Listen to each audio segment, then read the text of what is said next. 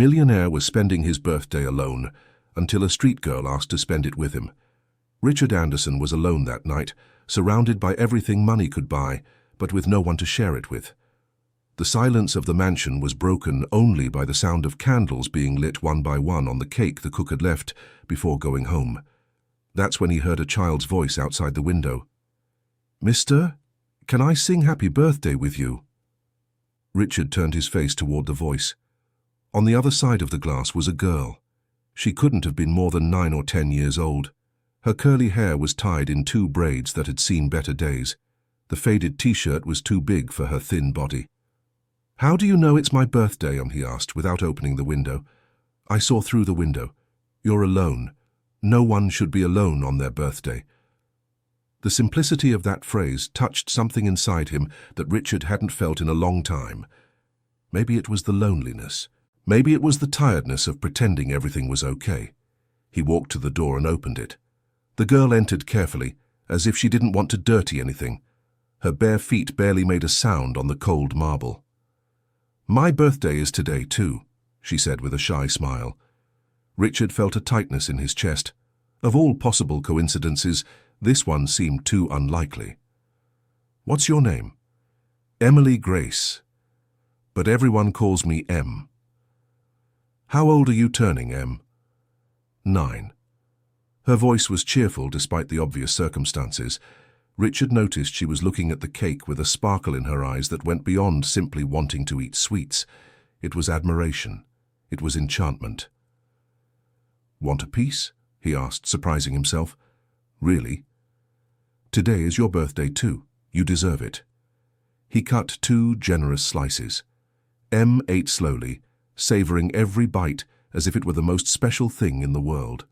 Richard just watched, his own plate forgotten in front of him. "Where do you live?" The question came out before he could think better. "Nearby with my grandma. We have a shack in the Hope community." Hope. The name was ironic for a place where there was probably little of it. "And your parents?" Em's smile faltered for the first time. "My mom. She's not here anymore. And I never knew my dad." Richard didn't ask anything else.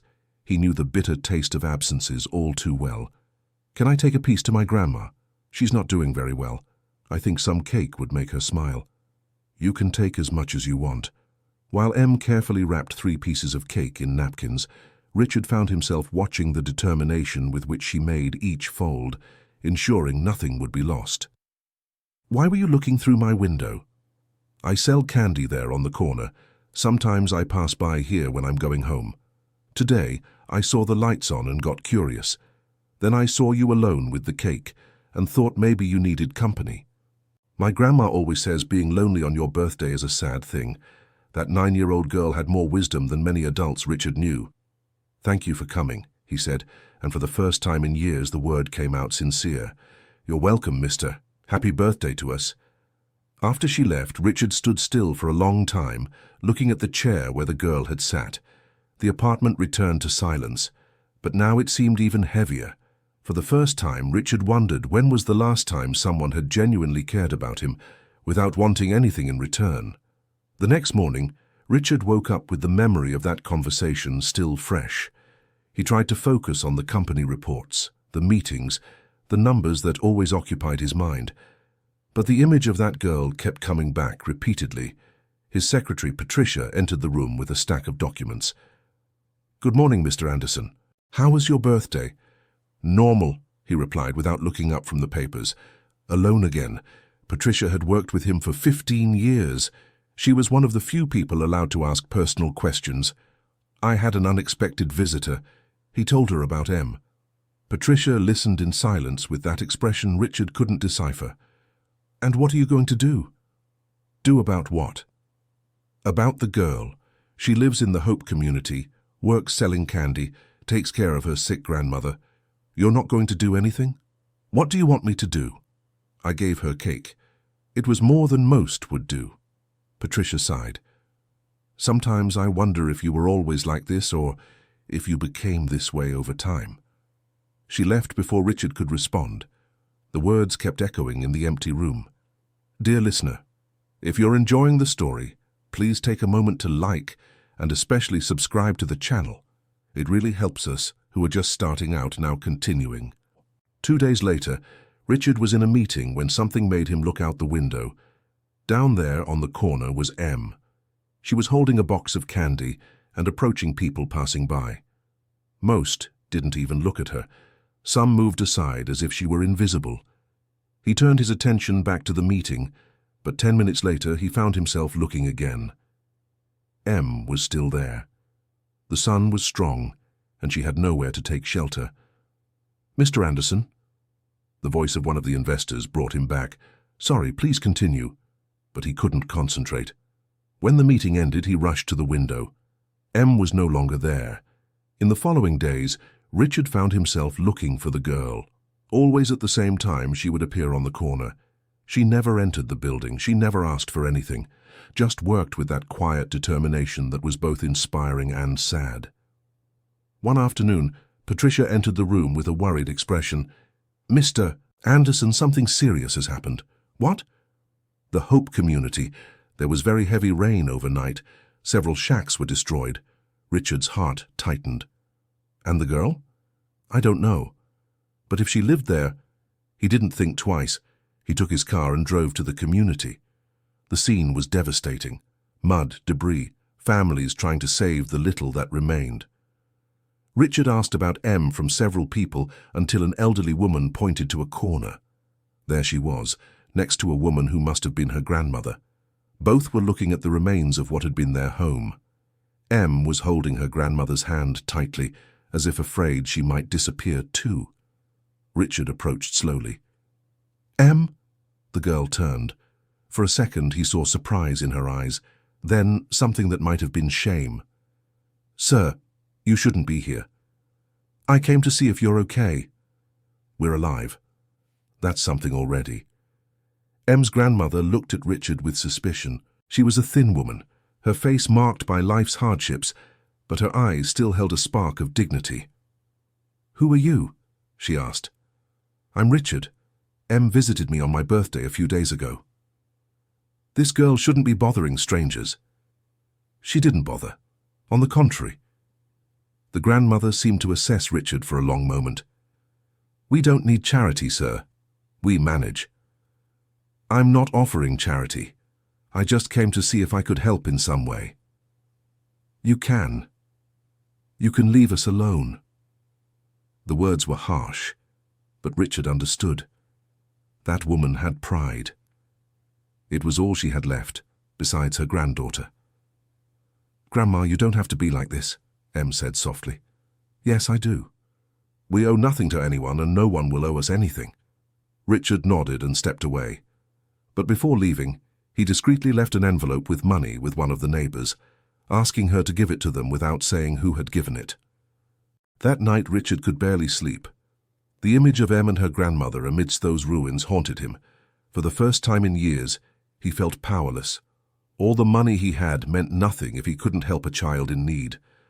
The next day, Em didn't show up at the corner, nor the day after. Richard asked Patricia if she had any information. It seems her grandmother got worse. She's had a high fever for 3 days. "And the money I left?" "They returned it. The neighbor said the lady didn't want to accept it." Richard felt a mix of admiration and frustration. That stubbornness could cost them dearly. Another week passed. Richard tried to focus on work, but his mind always went back to Em. Where could she be? How was her grandmother? Did they have a place to stay? That's when Patricia rushed into his office. "Mr. Anderson, there's a girl at reception. She says she needs to speak with you urgently." He took the stairs 2 at a time.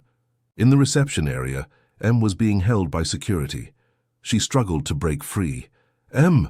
Richard called. The girl looked at him with tears in her eyes. "Mister, please, I need help. My grandma is really sick. She needs medicine, but I don't have money. I tried selling everything we had, but it wasn't enough." Pride had given way to desperation.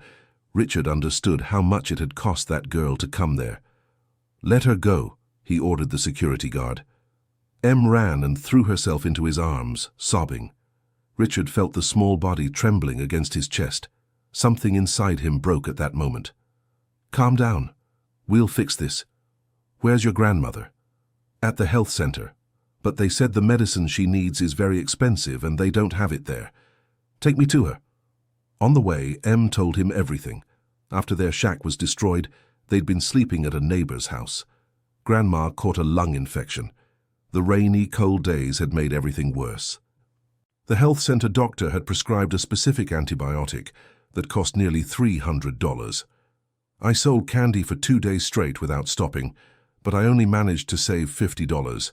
There won't be enough time. Her voice failed at the end. Richard squeezed the small hand holding his.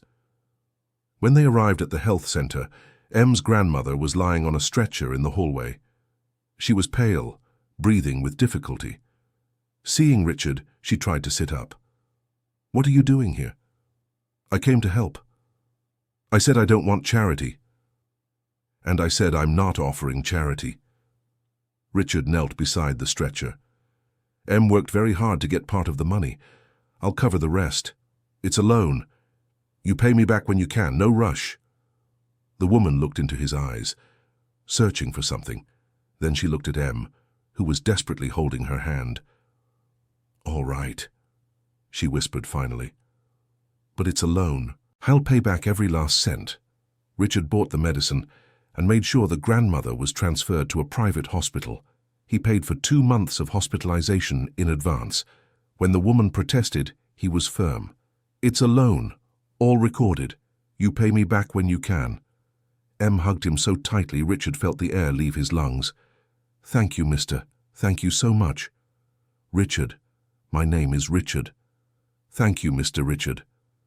In the following days, Richard visited the hospital daily. Em spent all day by her grandmother's side, only leaving to try to sell her candy. Richard forbade her.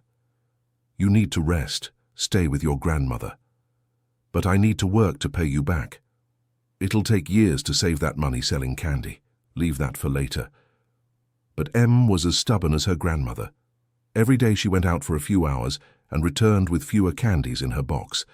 Em's grandmother, who Richard discovered was named Mrs. Margaret, gradually improved. The antibiotic was working, but she remained weak and the doctors said it would be a long recovery. One afternoon, while Richard was in the hospital room, Mrs. Margaret called him. "Sit here, young man." He obeyed. "Why are you doing this?" she asked directly. "Because Em showed me something I had forgotten." "What?" "That there is kindness in the world, that there are people who care without wanting anything in return." Mrs. Margaret laughed, but the laughter turned into a cough. "You're rich, right?" "I am." "And yet you're alone?" The observation cut deep. "Yes." "Do you know why?" "Why?" "Because you forgot that money can't buy true companionship. It can't buy love. It can't buy family." "I know that. You know it in your head, but you don't know it here." She touched her own chest.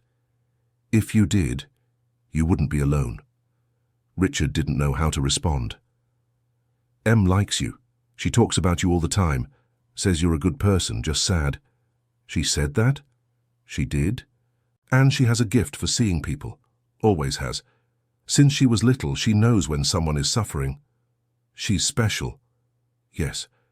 And that's why I have to protect her. I don't want you playing with this girl's feelings.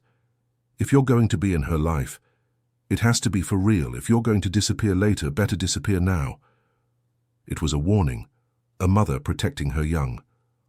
"I won't disappear," Richard said, surprised by his own conviction. "Then that's fine. But if you do disappear, you'll have to deal with me." Despite her fragility, there was still fire in that woman. When Mrs. Margaret was discharged 2 weeks later, Richard had a surprise. He had rented a small but decent house for them. Nothing luxurious, but it had 2 bedrooms, a working bathroom, and an equipped kitchen. "Is this a loan too?" Mrs. Margaret asked, looking at the rental contract.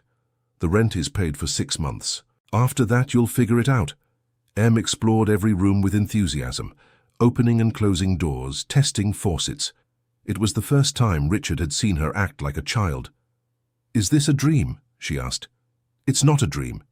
It's real. We're really going to live here." "You are." She ran and hugged him. That night Richard returned to his empty mansion, but for the first time in a long time, he didn't feel completely alone. He had something waiting for him now. He had someone who cared if he was okay. The following months brought a new routine. Richard visited Em and Mrs. Margaret whenever he could. He brought food, helped with bills, made sure Em was studying. The girl had started attending the neighborhood school, something she couldn't do when they lived in the shack. Patricia noticed the change in him. "You seem lighter." "Do I?" "You do. You're smiling more. Even at yesterday's meeting you made a joke." Richard laughed. He had noticed the change himself. It was as if a door that had been locked for years had finally opened. But not everything was rosy. The pressure at work continued. Richard had to make tough decisions, close departments, lay off employees. It was the part of the business he hated most. One night, after a particularly difficult day, he arrived at Em's house later than usual. The girl was sitting on the sidewalk, waiting. "I thought you weren't coming today." "I always come." "You look tired." "I am. It was a tough day. Do you want to talk?" They sat together on the sidewalk. Richard told her about the layoffs, how bad he felt about taking away families' livelihoods, but how it was necessary to keep the company running. "That must be very hard," Em said. "It is. But you're doing what you need to do to protect other people too, right? If the company closes, more people lose their jobs." The simplicity of Em's logic surprised him. "You're very smart for your age." "My grandma says I was born old." Richard laughed. It was true. Mrs. Margaret appeared at the door. "Em, come inside, it's late, and you, Richard, come in too, I made dinner." It was the first time she had called him by his name, and it was the first time she had invited him inside the house. Richard felt he had passed some kind of test. The dinner was simple, rice, beans, and a fried egg. But it was one of the best meals Richard had ever had. There was something special about sharing food with people who cared about you. "Richard, can I ask you something?" Mrs. Margaret said as they washed the dishes. "Go ahead." "Why did you never marry? Never have children?" "I never found the right person, and then I got so focused on work that you forgot to live?" "Yeah, I guess so." "It's not too late, you know. You're still young. You have time to build a family." "Maybe. Not maybe. You do. And you've already started." Richard looked at her, not understanding. "We're already your family. You, me, and Em. It might not be on paper, but it's in the heart." The words hit Richard with unexpected force. His eyes stung and he had to turn his face away. "Thank you," he managed to say. "It's the truth. We don't have much, but we have love to give, and you deserve to be loved." That night, as he drove back home, Richard cried, tears of relief, of gratitude, of joy. For the first time in decades, he felt part of something bigger than himself. Dear listener, if you're enjoying the story, please take a moment to like the video and especially subscribe to the channel. It really helps us who are just starting out. Now, continuing. The weeks turned into months. The relationship between Richard and the two women deepened. Em started calling him Uncle Richard, a title he wore with pride. It was during one of these visits that something extraordinary happened. Richard was helping Em with her math homework when Mrs. Margaret looked at him in a strange way. "You remind me of someone," she said suddenly. "I do?" "Yes, but I can't put my finger on who." "Maybe I just have a common face." "It's not that. It's something in the way you talk, in the way you move your hands when you're thinking." Richard didn't pay much attention, but Mrs. Margaret kept watching him throughout the visit with a thoughtful expression. A few days later, she called Richard. It was the first time she had done that. "Can you come over? I need to talk to you. It's important." He went immediately. When he arrived, Mrs. Margaret was sitting in the living room with an old box on her lap. Inside were photographs yellowed with time. "Sit here," she requested. Richard obeyed. She began showing the photos one by one. They were pictures of a family, a young, beautiful woman, a little boy. "This was my mother," Mrs. Margaret explained. "She worked as a maid for a wealthy family here in New York City. This was in the 60s. She was beautiful." She was. And hard-working. She spent her whole life sacrificing to give me a better life. She continued showing photos until she came to a specific one. The woman was standing next to a boy who wasn't hers, a white boy with fine features. "This boy here. She took care of him. The family was rich, but the parents were always traveling. They left their son with the staff. My mother was his nanny." Richard looked closer. There was something familiar about that image. "She said this boy was very lonely, that he cried every night asking for his mother, that his parents only cared about money, about business, never about him." Mrs. Margaret's voice was filled with emotion. "My mother loved this boy, as if he were her own son. She taught him to read, took him out for walks when she had time off. She was the one who taught this boy how to be human, you know, because his parents only taught him numbers and profit." Richard felt his heart racing without understanding why. "And do you know what this boy's name was?" She turned the photo over. On the back, written in careful handwriting, "Richie, 6 years old." The world stopped. Richard took the photo with trembling hands. That boy was him. There was no doubt.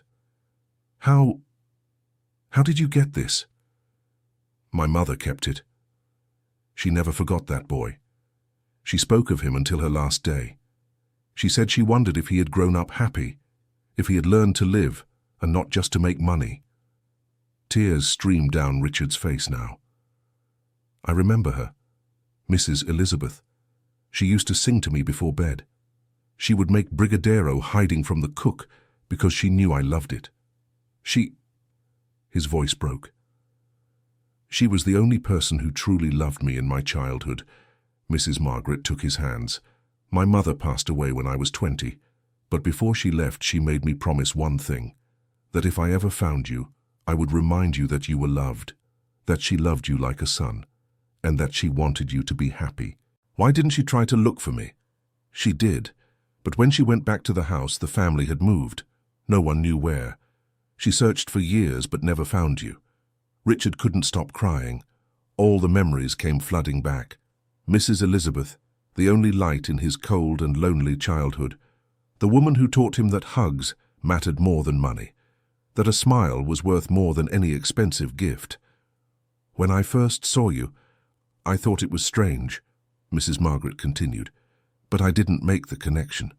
It was only when I started observing you more, the way you treat Em, the way you struggle to connect but are afraid. Then I understood.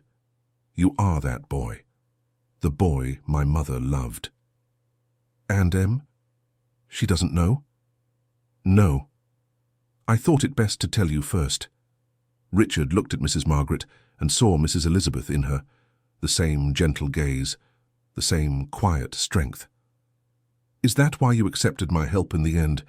Because you knew who I was?" "No. When I accepted your help, I wasn't sure yet. I only confirmed it later when I went to look at the old photos. But even if you were a complete stranger, Em likes you, and I trust her judgment." They remained silent for a long moment. Em had gone to sleep, unaware of the revelation happening in the living room. "Your mother saved my life, you know," Richard finally said. "What do you mean?" "After she left, I completely shut down. I built walls so high that no one could get through. I spent my whole life thinking love was weakness, that caring for someone was opening yourself up to be hurt.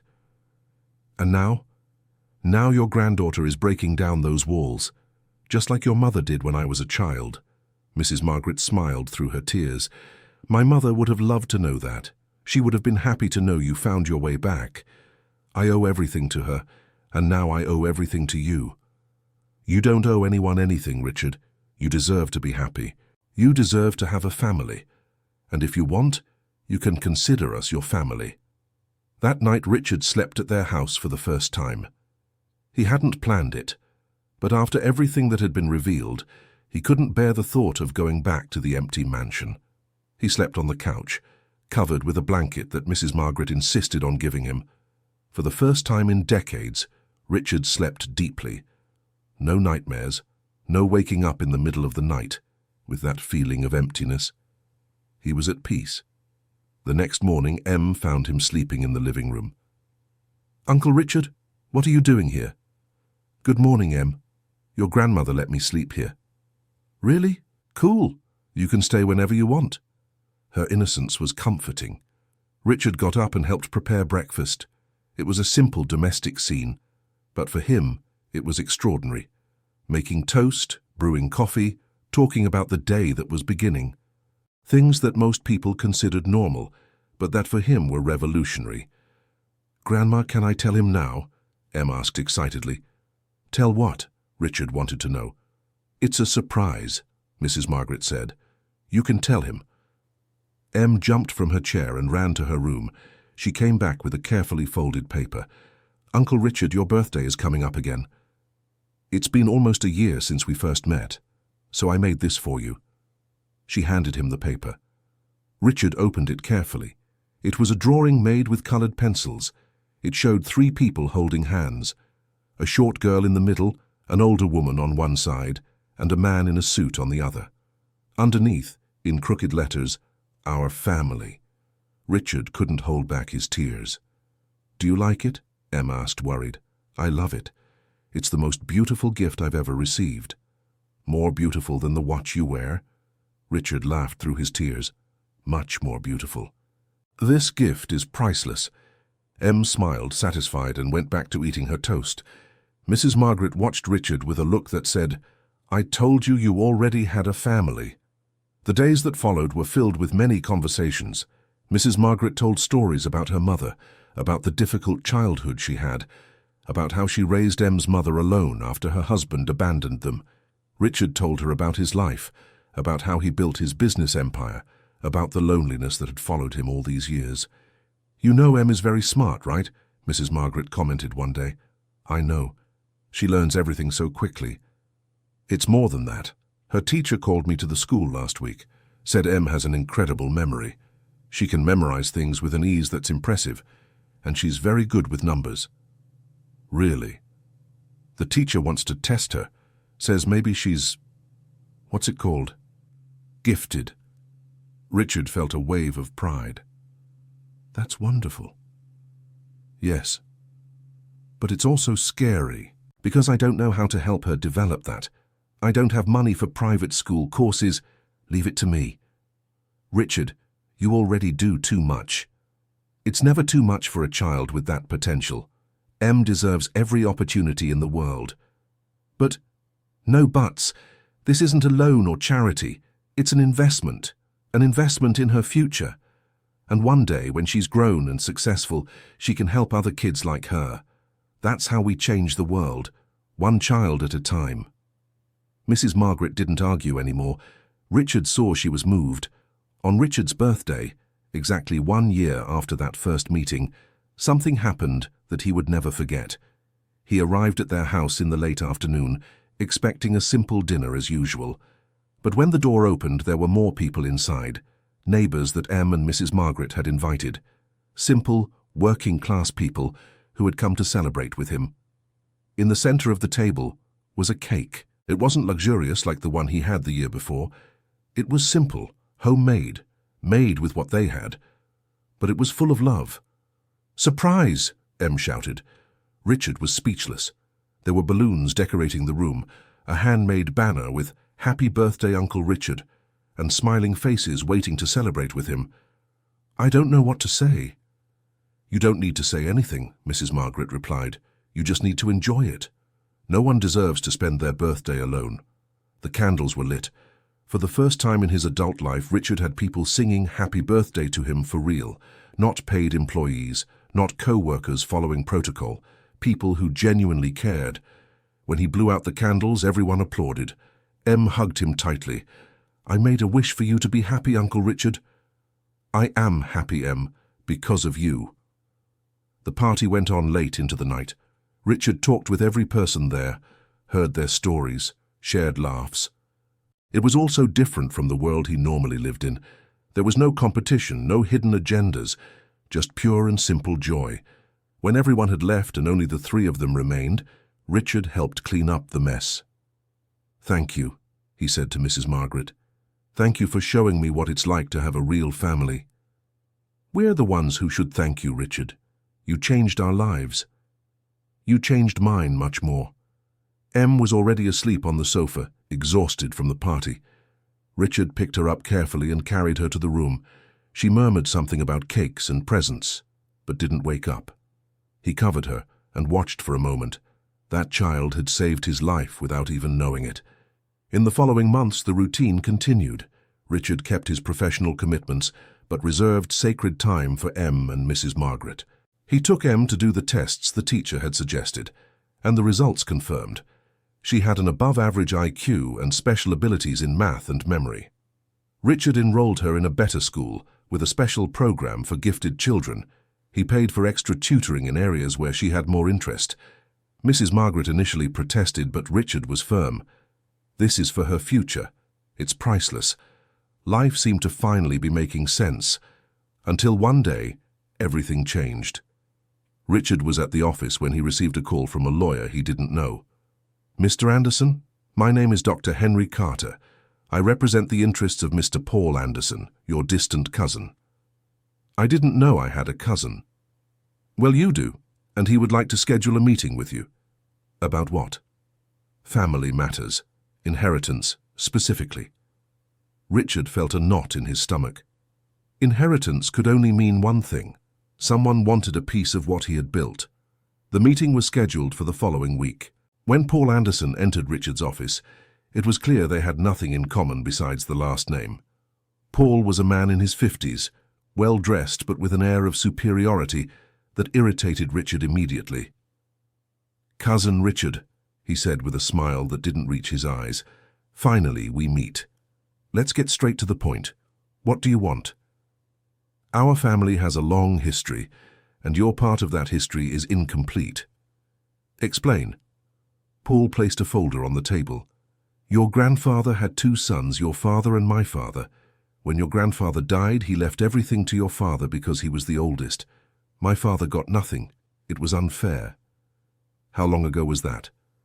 40 years, but injustice has no expiration date." "And what does that have to do with me?" "You inherited everything from your father, built an empire on that inheritance. I believe half of it should be mine." Richard almost laughed. "Are you crazy? I'm being fair, and I have lawyers who agree with me." "You can have all the lawyers in the world, it won't change anything. I built this company with my work, my sweat, on initial capital that was stolen from my family." The argument continued for another hour. Paul threatened to sue. Richard said he wasn't intimidated, but when the cousin left, he was worried. Lawsuits were time-consuming, expensive, and stressful. Even if they had no basis, they could cause damage. He told Patricia what had happened. "That kind of person shows up when you have money," she said. "They want to ride on your success." "I know, but this could affect the company. If he manages to freeze assets while the case is ongoing." "Don't think about that now. Let's consult our lawyers and see what the best strategy is." Richard knew she was right, but he couldn't stop thinking, and worst of all, he didn't want to worry Em and Mrs. Margaret about it. But Em was more perceptive than he imagined. "Uncle Richard, you look worried," she said during dinner. "It's nothing, little one." "Yes, it is. You're not smiling like always. Did something bad happen?" Mrs. Margaret also looked at him, waiting for an answer. "It's work. Complicated adult stuff." "You always say we're family," Em insisted. "Family shares problems, doesn't hide them." Richard sighed. She was right. "There's a man who says he's my cousin. He wants a part of my company. They say my family owes his." "And do we?" Mrs. Margaret asked. "No. My grandfather left everything to my father because he was responsible for managing the businesses. His brother never showed interest in the company. It was a fair decision." "So this man is lying." "Not exactly lying, but twisting the truth." "And what will you do?" "Fight. With lawyers, in court. The right way." Em grew thoughtful. "Uncle Richard, you taught me that the truth always wins in the end. You have to trust that." The simplicity of the observation touched him. "You're right, Em. The truth will win." But the following weeks were tough. Paul did indeed file a lawsuit, and it wasn't just a foolish lawsuit. He had arguments, documents, witnesses. He seemed to have prepared for years for this moment. Richard's lawyers worked day and night preparing the defense, but there was a problem. The judge could order a freeze on part of the company's assets while the case was ongoing. This would affect not only Richard, but all the employees. Dear listener, if you're enjoying the story, please take a moment to like and especially subscribe to the channel. It really helps us who are just starting out. Now, continuing. One night, Richard was in the office late reviewing documents when Patricia came in. "You need to go home, it's past midnight." "I can't. I need to find something that proves Paul has no right to anything." "Richard, you're going to work yourself to death. And even if you find it, it could take years." "I don't have years. If he manages to freeze the assets..." "I know. But you won't solve this without sleep," she was right. Richard gathered his papers and left. On the way home, without thinking much, he ended up stopping in front of M and Mrs. Margaret's house. It was almost 2 in the morning. He shouldn't be there. But somehow that place was where he found peace. He stayed in the car, just looking at the dark house, until he saw a light turn on. Mrs. Margaret appeared at the window and saw him. She gestured for him to come in. "Sorry to show up at this hour," he said when she opened the door.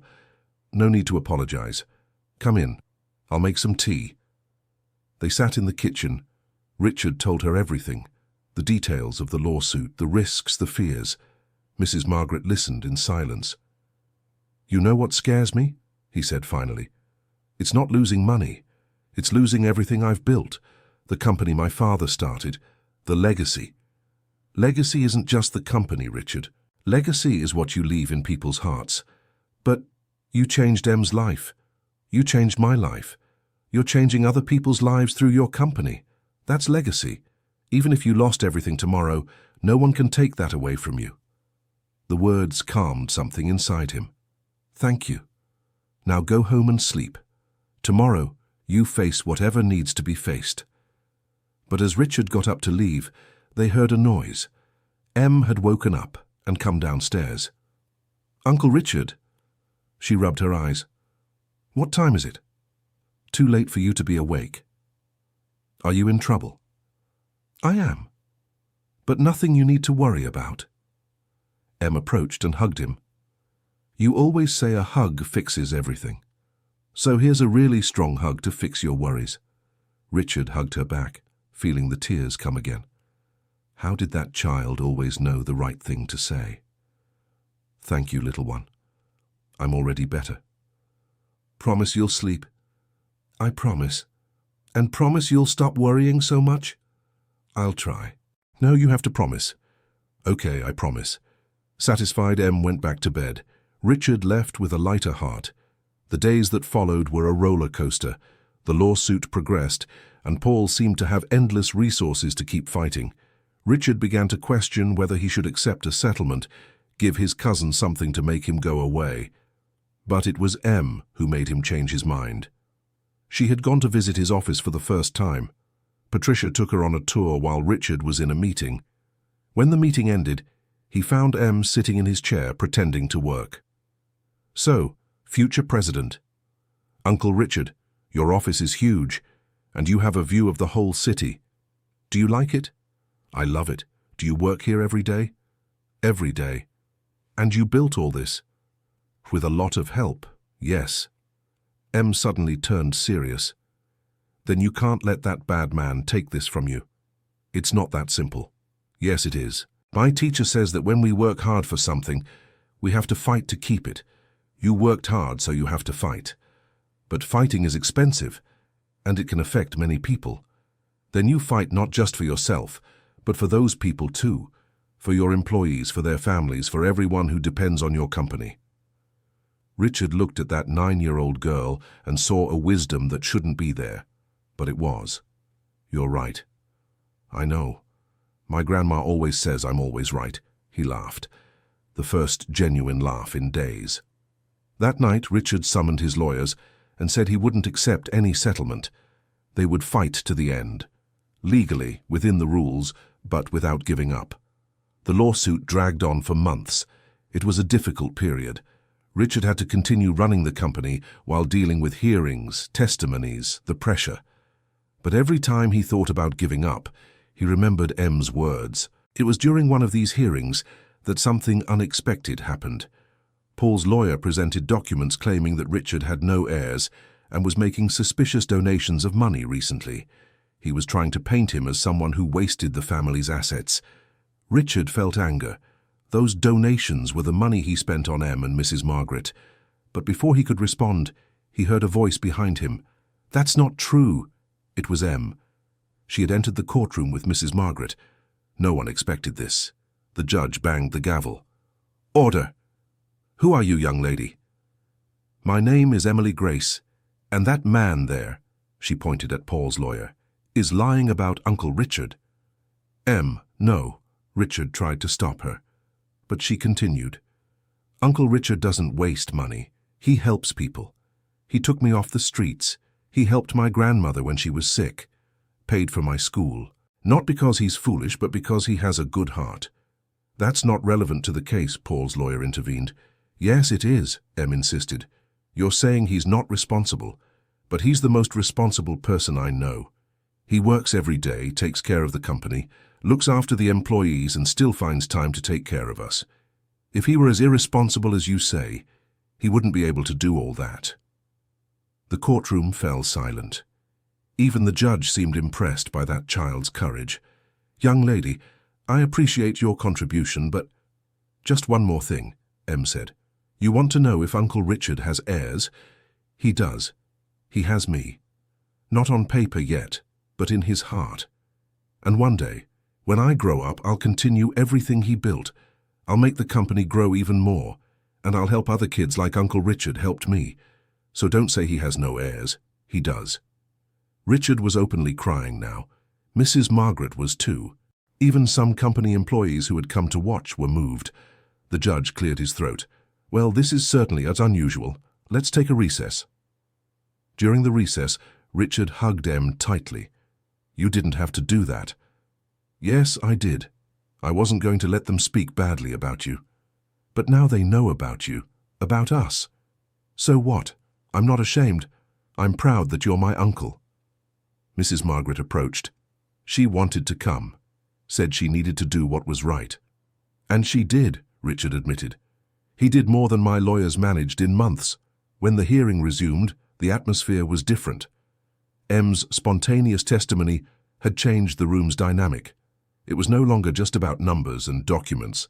It was about character, about legacy, about the kind of person Richard was. And in the following days, something extraordinary happened. Company employees began volunteering to testify in Richard's favor. They spoke about how he ran the company fairly, how he cared about their well-being, how he had saved jobs during crises. A long-time employee, Mr. Joseph, who had worked at the company for 30 years, gave a particularly moving testimony.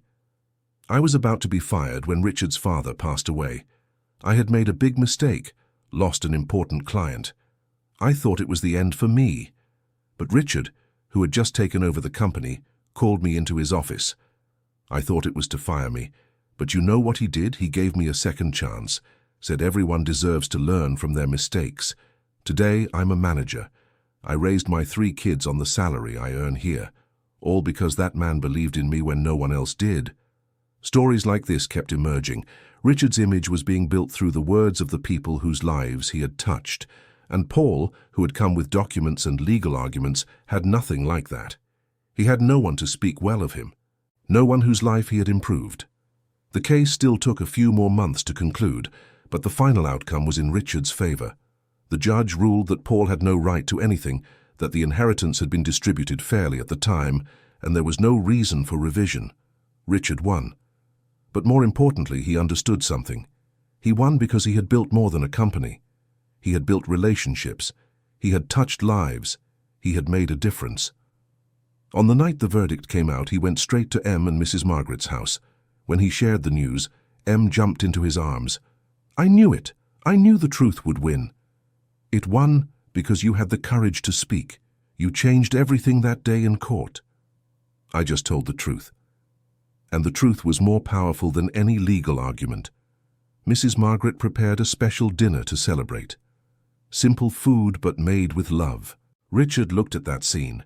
The table carefully set, Em excitedly talking about her day at school, Mrs. Margaret smiling as she served the food, and thought that was real success. Not the numbers in the bank, not the size of the company, but that moment of peace and connection. Uncle Richard, what are you going to do now that you've won? Em asked. What do you mean? Now that you don't have to worry about that bad man anymore, you can do new things. I hadn't thought about that. Then think. You can do whatever you want, Richard thought. What did he want to do? For the first time in a long while, the answer wasn't related to money or business expansion. You know what I want to do? I want to help more kids like you. What do you mean? You're special, Em. You're smart. You have potential. But how many other kids are out there with the same potential and no opportunity? Many, Mrs. Margaret said. I've met several in the community. Bright children who will never get to show what they can do because they have no school, no support.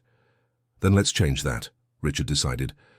I'll create a program, a school, a place where talented kids can study for free, where they have good teachers, quality materials, everything they need to develop their potential.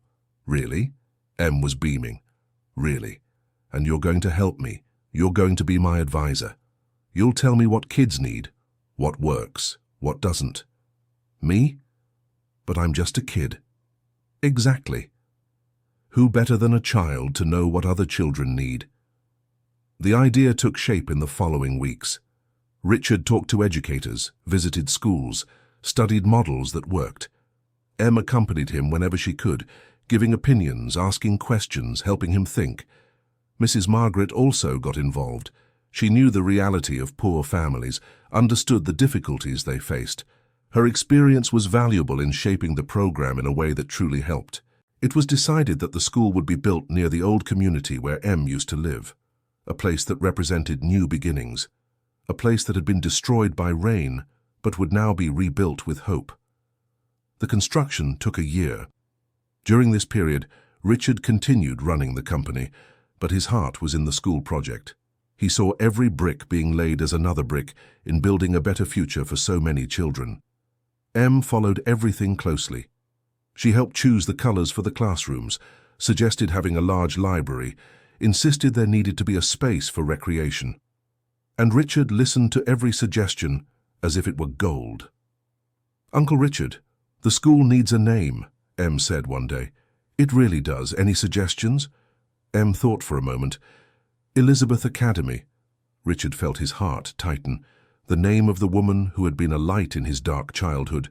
Mrs. Margaret's mother, Em's great-grandmother. It's perfect. You think so? I do. Mrs. Elizabeth taught us that love is more important than money, that caring for others is more important than caring only for yourself. That's exactly what we want to teach in this school. Mrs. Margaret cried when she heard the name. She said her mother would be proud, that she had spent her life helping children and now her name would help many more. The inauguration of Elizabeth Academy was an event Richard would never forget. Hundreds of people were there. Company employees, community residents, local authorities, the press. But the person who cut the ribbon was Em. Are you sure? She asked nervously. I am. This school exists because of you. You deserve this moment. With trembling hands, Em cut the ribbon. The audience applauded.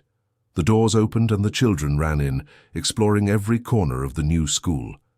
Richard watched with satisfaction. There was his true legacy, not the company he inherited from his father. But this the chance he was giving to hundreds of children. During the inauguration speech, he told the story. He told about how he had spent a birthday alone, how a little girl had appeared and changed everything, how that girl had become his family, and how now they were together changing the future. This school is more than a building, he said.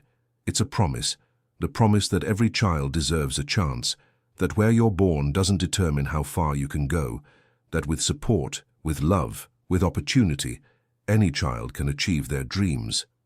The people applauded, but the most special moment came later, when the cameras had left and only Richard, Em, and Mrs. Margaret remained.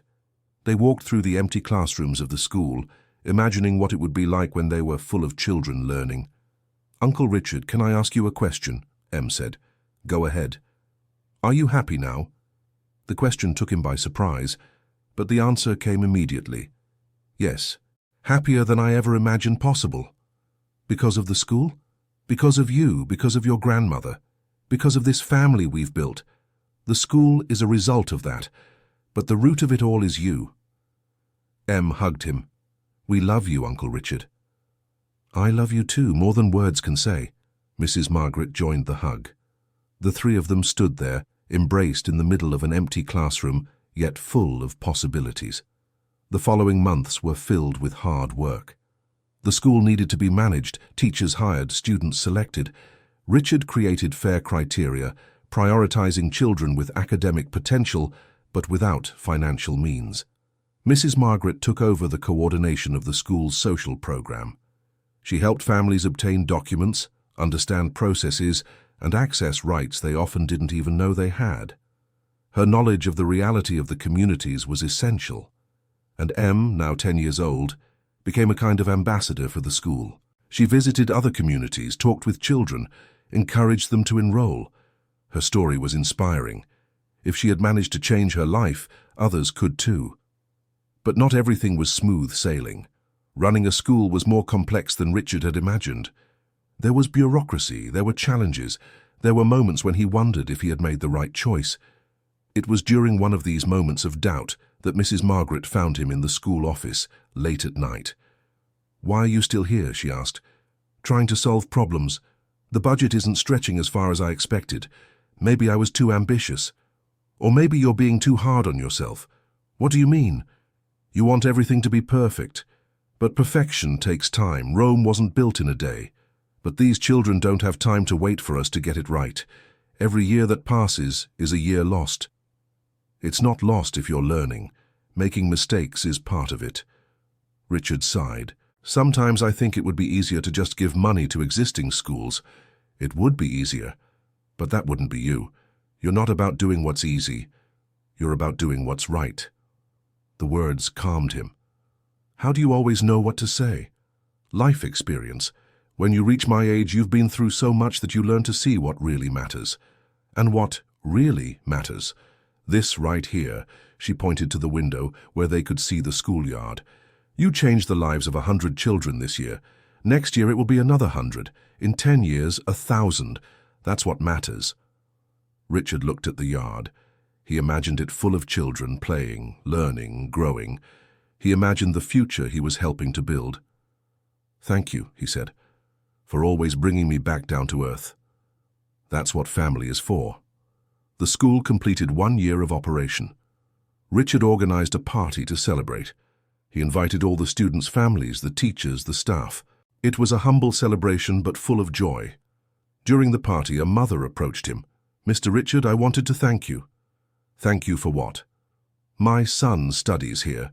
Before, he was in an overcrowded public school where there were hardly any teachers. He's very smart, but no one saw it. Here, you saw it. Now he's learning English, advanced math. He talks about becoming an engineer. All because you gave him this chance.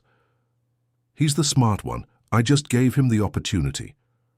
But without the opportunity, his intelligence would die, just like the intelligence of thousands of children dies every day in this country. You're saving these children. The words touched Richard deeply. He didn't see himself as a savior, but if that's how these families saw him, then he had to honor that trust. Em approached with a group of friends she had made at school. "Uncle Richard, we're doing a project about our families. Can I talk about you?" "You can, but I'm not your real family." "Yes, you are. Family isn't just about blood, it's about who loves us. And you love me, so you're my family." Her friends nodded in agreement. "My aunt raised me, and she's not my biological mother," one of them said. "And my stepfather is more of a father to me than my real father," another added. Richard realized that these children understood better than many adults what family meant. "Then yes, you can talk about me, with great pride." The years went by. The school grew, won awards, and was recognized as a model of education. Em grew up too. At 12, she was already one of the best students. At 14, she was taking an advanced math course. At 16, she had been accepted into a federal university with a full scholarship. Richard was prouder of her than of any business deal he had closed. "You're going to change the world," he said, on the day she received the acceptance news. "I'll try, just like you're trying." "I haven't changed anything." "Yes, you have. You changed my life. You changed Grandma's life. You changed the life of every child in this school. If that's not changing the world, I don't know what is." Mrs. Margaret, now almost 70 but still active and strong, watched the conversation with a smile. "My mother would be so proud," she said, "of both of you, of what you've built together." "She was the beginning of it all," Richard recalled. "She was the one who planted that seed of love in me when I was a child. You all just watered it." "And look how that seed has grown." Mrs. Margaret looked around. They were at the school, where they always gathered for important conversations. "It's become a strong tree that's bearing fruit." It was true. There were already former students from the school and universities in good jobs changing their own realities. The school had become a reference, and other business people were starting similar projects in other cities. On Richard's birthday that year, he turned 43. It was hard to believe that only 3 years had passed since that lonely birthday that changed everything. The party was at the school, as it had been in recent years, but this time there was something special. Em had prepared a surprise. When Richard arrived, the hall was decorated not only with balloons and banners, but with photos of all the important moments from those 3 years. The first time they met, the school's inauguration, graduations, achievements. "This is our story," Em finished. "I wanted to show everyone here how we got to this moment." Richard walked among the photos, remembering each moment. There was a photo of him with Em on her first day at the new school. Another of Mrs. Margaret in the hospital, already recovered. One of the school's inauguration. So many memories. "Thank you," he said with a choked voice. "There's more." Em led him to a corner where there was a different framed photo. It was the photo Mrs. Margaret had shown him, the photo of Mrs. Elizabeth with Richard as a child. "I wanted to put her here too, because she's part of this story. Without her, none of this would have happened." Richard couldn't hold back his tears. He hugged Em tightly. The party was beautiful. All the children from the school were there. Teachers, staff, families, and everyone sang happy birthday with so much enthusiasm that Richard felt his chest burst with happiness. When he went to blow out the candles, he looked at Em and Mrs. Margaret, who were right in front. "I used to ask for wealth and success," he said. "Today I only ask that you two stay in my life, because you are my true wealth." The candles were blown out amid tears and smiles. Later, when the party was ending and they were helping to clean up, Em had an idea. "Uncle Richard, we should write our story." "Our story?" "Yes. How we met. How everything changed. I think it could inspire other people." "Do you think anyone would want to read it?" "I'm sure. Because it shows that it doesn't matter where you come from. It matters where you want to go and who helps you along the way." Richard thought about the idea. Maybe she was right. Maybe their story could inspire other people to open their hearts, to help, to build bridges. In the following months, they worked together on the story. Em wrote her parts, Richard wrote his parts, and Mrs. Margaret added her perspective.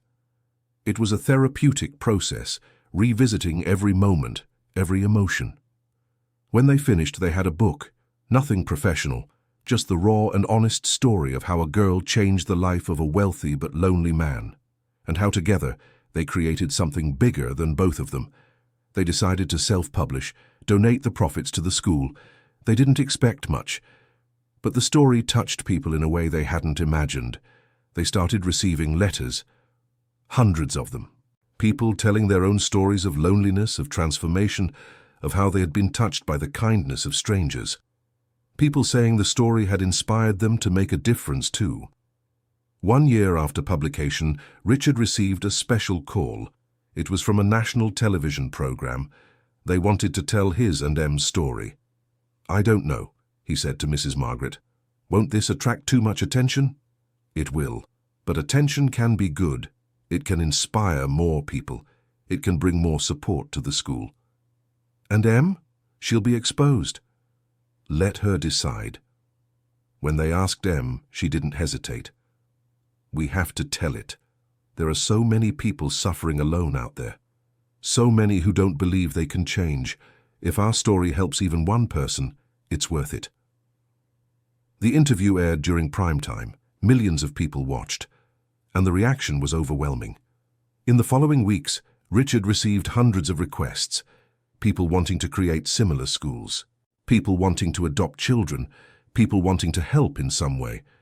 The school had to hire more staff just to handle donation and volunteer requests. It was more than they could process.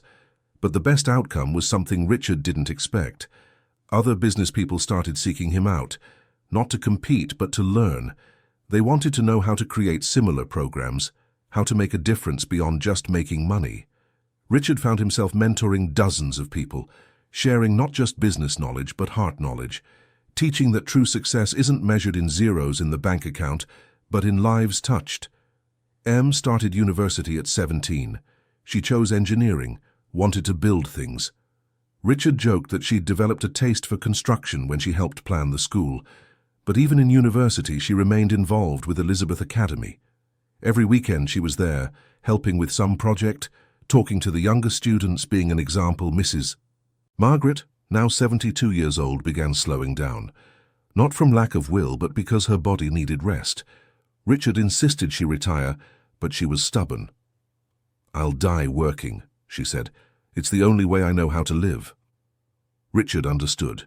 He himself couldn't imagine stopping, not while there were children needing help. It was during a quiet conversation on a Sunday afternoon that Mrs. Margaret said something that would stay with Richard forever.